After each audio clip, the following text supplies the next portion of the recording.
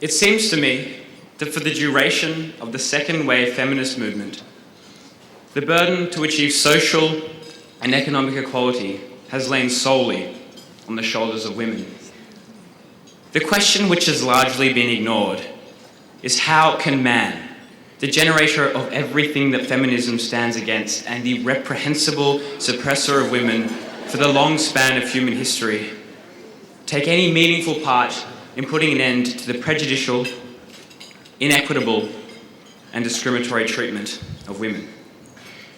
With statistics that present that in Australia, up to 20% of women experience sexual violence, it is quite appropriate that this year UN Women has sought to bring to light an issue that really cannot be ignored by both women and men: violence against women and children.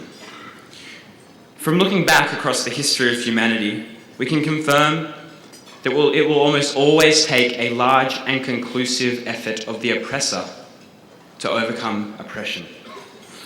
So with this in mind, we must ask ourselves what exactly it is that a man must do to contribute to a world where he knows that his mother or that his daughter is safe from the wrongful misdeeds of other men.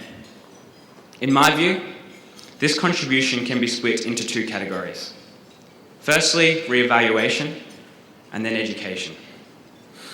In the public realm, it is a relief to say that any notion of male supremacy is seen as being a primitive and wrongful fallacy. A lie of past generations, if you will, that no longer holds any relevance in our modern day. Sadly, this is not directly meant that the idea of a dominant or privileged male has disintegrated. Still, in the modern day, the notion of manhood and what it means to be considered manly are consistent with those of the pre-feminist movement. And as a result, the inherent idea of how women should be treated has remained unchanged. To enact change that is so desperately needed, men must take steps to recreate this image of manhood. For only when the cultural notion of manhood is replaced by characteristics of compassion, empathy, responsiveness, will violence against women be taken seriously by its perpetrators. Jackson Katz, one of America's leading anti-sexism activists, argues that our cognitive structure is taken up to analyse the woman rather than the man within the context of gender violence. As a result, male oppression of women is maintained and in fact even reproduced in the next generation.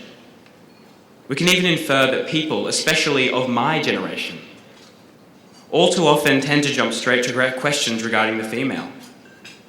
Why was she wearing this? Why was she hanging out with this group of people? It is never the male, the perpetrator, who is examined. And as long as this continues to be the case, males will continue to offend. Change must be driven internally by men. Now this leads on to the second category, education. While some might argue that education is an obvious factor in preventing any sort of oppression, or even that education regarding women's rights are already being implemented, it is a certain type of education that is still being left out and undervalued in this process. It must be taken on as the role of males throughout the world to educate our sons and other young males about the wrongs of violence and to passionately push values that demote sexism and violence against women.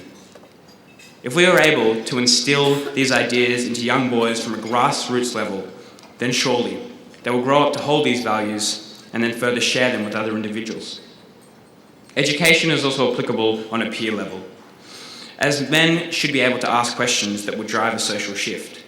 Questions such as, what is going on with men? Why do so many men rape women? How can we change the socialization of young boys to achieve these outcomes? These questions must not be asked by women of men, but rather by men of themselves, as this is what will generate a social shift. The conversation needs to be centrally about men and their role as educators and leaders. Consequently, if men are able to respect other men that share a position of equality, a culture is created in which men are able to challenge each other without running the risk of feeling prejudiced. The statesman Edmund Burke once said that the only thing necessary for the triumph of evil is for good men to do nothing. It is my hope that with improved education and activism, we will see a generation of men who will refuse to do nothing, who will stand up against other men when they're sexist, who will have the moral integrity not to affirm violence through their indifference, and who will speak out against the wrongful harassment and degradation against women. Thank you.